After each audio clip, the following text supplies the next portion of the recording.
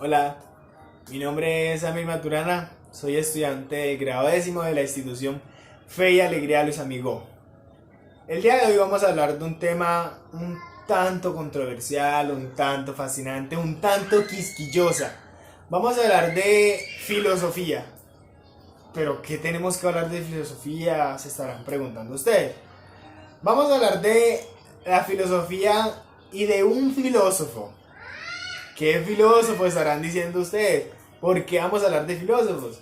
Vamos a hablar de un filósofo alemán, de un hombre que aún después de su muerte fue considerado y sigue siendo considerado como el mayor exponente de la filosofía pesimista. Vamos a hablar de ese mismo hombre que nació en Alemania, que nació en la cuna, en una buena cuna de oro. Vamos a hablar de aquel hombre que es conocido como el mayor exponente de la filosofía oriental. ¿Saben de quién es? ¿No? Pues les digo. Vamos a hablar de Arthur Schopenhauer, aquel filósofo que con la creación de muy pocos textos ha creado grandes pensamientos y grandes ideologías y luchas conflictivas en muchos de ustedes, en muchas personas, y yo sé que sí. Vamos a hablar de un pensamiento en específico. Vamos a hablar de The World as Wild and Representation. ¿Qué quiere decir? El mundo como representación y voluntad. Exactamente. Voluntad. ¿Qué es la voluntad? ¿Qué quiere decir voluntad? Según la RAE, voluntad es la acción o el libre albedrío, como se conocen algunos religiosos, que tenemos o que decidimos hacer, o la acción que decimos hacer cada uno de nosotros. Teniendo claros qué es el concepto de voluntad, qué es representación.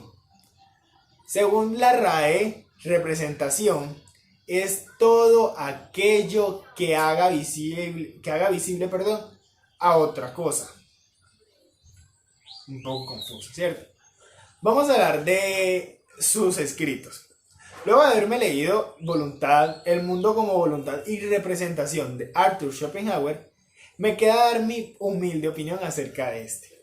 Cuando hablamos de una vida plena, muchas veces nos referimos o nos destinamos momentáneamente a ese espacio de la vida en la que estamos felices. Vida plena, felicidad, algo cuadra, ¿cierto que sí? Pero, ¿qué es la felicidad? El escritor decide bautizar a la felicidad como aquel momento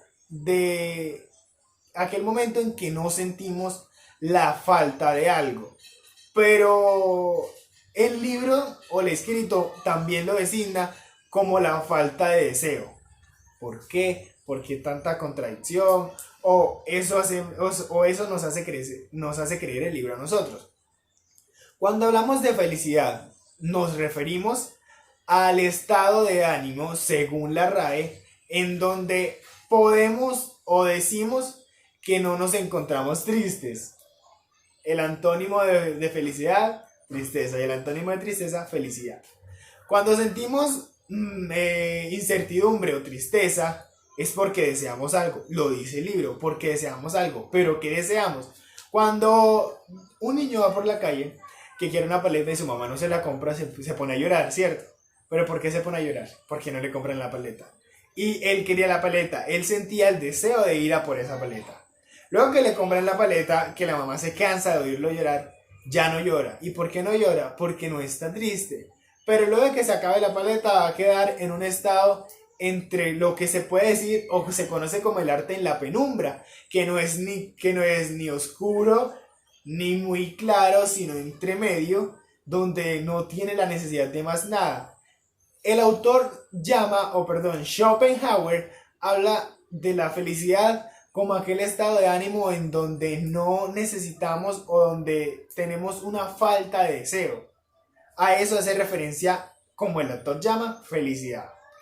Es bastante retórico, ya que cuando estamos tristes queremos estar felices. Pero ¿qué queremos después de que estamos felices? Es una pregunta que nos cuestiona mucho. Además, cuando hablamos de una vida plena, nos debemos hacer referencia a ese estado de ánimo, a esa forma de visionarnos. ¿Qué nos hace felices? ¿Qué te hace feliz a ti? ¿Qué me hace feliz a mí? es algo que debemos preguntarnos internamente. Arthur Schopenhauer llama o secreciona lo que es el asombro, hablado por Sócrates, y la vida plena o la voluntad, como él también lo menciona. Sócrates dice, pues el asombro es lo que hace filosofar a los hombres tanto antes como ahora. Es decir, si tú te asombras, tú tienes la posibilidad de ser un filósofo. Desde niños que nos empezamos a preguntar por qué el cielo es azul, por qué las nubes son blancas, empezamos a filosofar. Para algunos eso nos hace sentir un deseo de vida plena. Para algunos esto nos hace llamar felicidad. ¿Por qué? Porque estamos en constante pregunta, en constante deseo y en constante pensamiento. No tragamos entero, como se dice vulgarmente, sino que tratamos de informarnos. En una sociedad que está tan corrupta y tan corrompida, es la forma más adecuada para sentirnos bien con nosotros mismos y ayudar a las demás personas. No sé si eso a ti te haga feliz, no sé si eso a ustedes los haga feliz. A mí me hace feliz. Y gracias al autor, gracias a Schopenhauer, esta forma de hacernos felices, esta forma de vida plena, puede cambiarnos muy trascendentalmente. Pero, vida plena, ¿qué realmente es una vida plena? Cada ser humano es un mundo, cada mente es un espacio. Tú decides qué te hace feliz y eso contempla para ti una vida plena. Tú decides qué te hace triste y eso también contempla para ti una vida plena. Tú decides con qué quedarte y con qué no. Si suponemos que somos factores en ese mundo, hemos de pensar también que haciendo cualquier cosa por nuestro prójimo, por ciertas personas, ayudar a personas de la calle, si te hace feliz, estás viviendo tú una vida plena, una vida que realmente te podrá satisfacer. Gracias.